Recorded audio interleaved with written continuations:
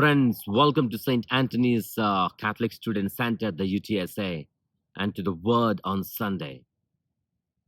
Forming, feeding, friending.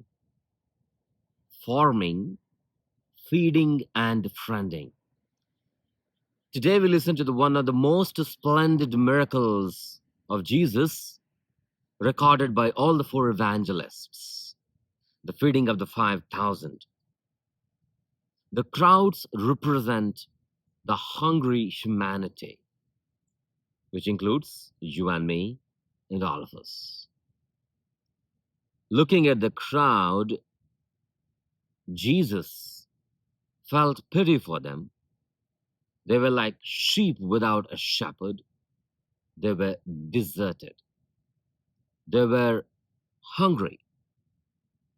Before you take them to the classical virtues, Jesus understood that they need to be fed with the basics.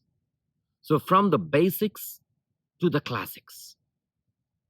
As we know from sociopsychologist Maslow's needs of hierarchy, where humans need to have their basic needs met first, which is food, clothing, water.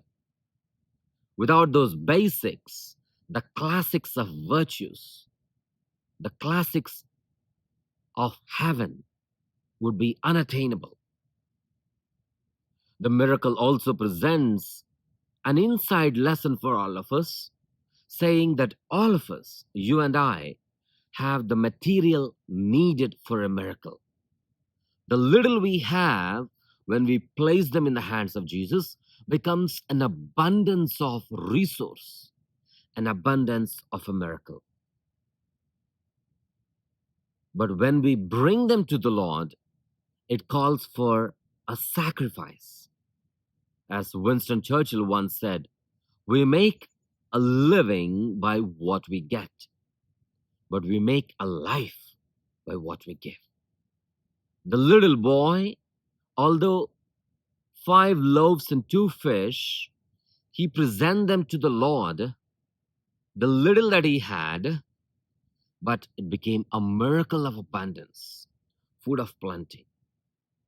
Sometimes we are like Philip, jump into conclusions, say, oh, there's nothing could be done. There are no options. This is unimaginable. This is unattainable. Nothing could be done. Let's pack up and go home. But there is Andrew, who said, I know, Jesus, you're asking of us something that is unattainable, unimaginable, something that we are not used to doing. But you know what? Let me see what I can do. I can present to you the resources I have. Then he brings the boy to Jesus with 5 loaves and 2 fish. Presenting someone to Jesus, we would recognize the riches, the material needed for a miracle. This is the underpinnings of the Eucharist and the sacrament of plenty, the sacrament of abundance. When the body is not fed, learning and growing in virtues becomes unattainable. Before meeting the basics, we cannot aim for the classics of virtues. Basic needs leads to classic virtues, things of heaven. The feeding of the 5,000 has deep Eucharistic underpinnings. The very Eucharistic action is built into this feeding of the 5,000. It's not simply Jesus is feeding their hunger, but there is the Eucharistic action of taking the gifts, blessing them, breaking them, and giving them. Take, bless, break, and give. Once we recognize the desire for heavenly things and the classics, we will not run after the junk food. Now, the junk food could be many ways. Every time we come to participate in the Holy Eucharist, it is the invitation to break ourselves and to give ourselves. As parents, grandparents, teachers, priests, deacons, young people, married couples, engaged couples. This is the Eucharistic action demanded of us, to break ourselves and to give ourselves.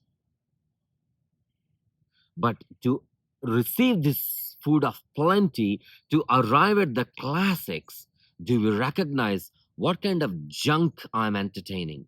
Junk is not only what I eat, it's what I watch, what I listen to, what I speak, what I think. There's lots of junk around us. Once we recognize this Eucharistic abundance, we will not run after the junk food, which is what the first reading, prophet Isaiah chapter 55 says. Explains to invest our lives in food that satisfies our hunger and quenches our thirst. This is the table of plenty, God's bounty. You have no money? Please come, without paying, without cost. But do we recognize that God is not only meeting our basic needs, but leading us to the classics of heaven, classics of virtues? Isaiah says, why spend your wages and energy for what fails to satisfy, which is fundamentally the junk that sometimes you and I take in by what we watch, what we listen, what we speak, what we see, what we say, what we think. Recognizing our true hunger, eliminate all forms of junk. This is the invitation to eat what is good. Delight yourselves in rich food. And Isaiah concludes by saying, listen that you may have life. John chapter 10, verse 10. I came that you may have life and have life in abundance. In the second reading, we see Paul is reiterating this fact once again. When we recognize the abundance of Jesus and what Jesus offers us, we will come to know that nothing will ever separate us. Eucharist, the agape love, the ultimate love of Jesus, which draws us to himself. When we are filled with such Eucharistic love and classic virtues, when we eat of Jesus, we become Jesus.